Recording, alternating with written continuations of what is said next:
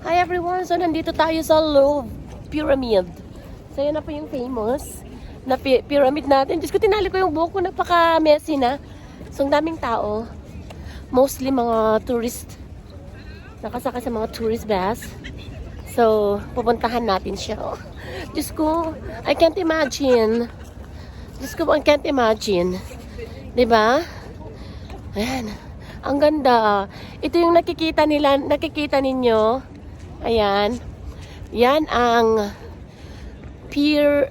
Louvre Pyramid. So, accordingly, meron itong museum dito sa ilalim niya. Yeah.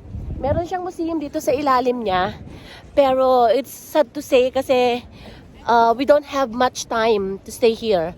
Wala kaming tamang oras. Kulang na kulang ang oras. Diyos ko po, sana nga, sabi ko, nag-aas kami ng bakasyon namin ng mga ilang days. Kasi, madalian lang. Kasi right after here, meron pa kaming isang pupuntahan. Kasi nakabili na kami ng ticket at nakapa-reserve kami. So, ay, Diyos ko. But anyways, nagawa natin na makapunta dito at makita.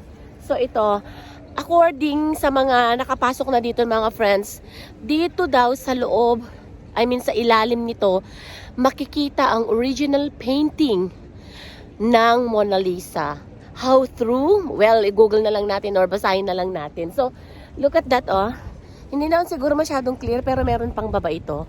So, tingnan nyo yung kapaligiran. So, yan.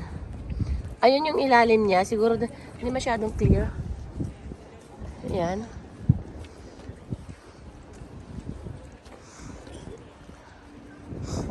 Ayan, dito.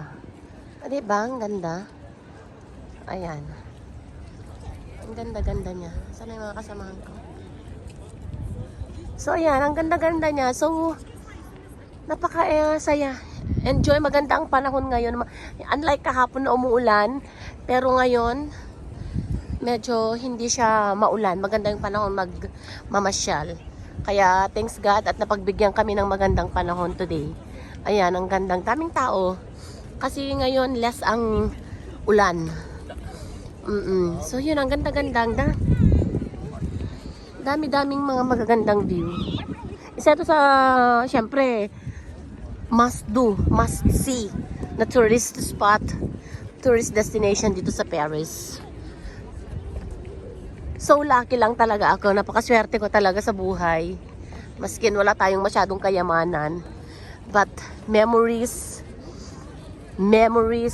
experiences, and courage, yun ang ating talagang dala-dala, ang ating kayamanan. Ang makitang mga ganito na iisipin mo na pang mayaman lang, pang mga artista, pang mga nasa well-known na pamilya, pero gaya ko na nasa simpleng pamumuhay lamang, ay nabibigyan ng pagkakataon na makita ang ganito kagandang lugar. So, don't stop believing, don't stop dreaming. Tuloy-tuloy lang natin ang ating pagsisikap sa buhay. Who knows, through determination and courage, mararanasan din ninyo kung ano yung nararanasan ko. So, I love Paris. Kahit siguro pabalik-balik ako dito. Well, I've been to Paris for how many times. Pero until Baldi Europe lang ako, until Disneyland.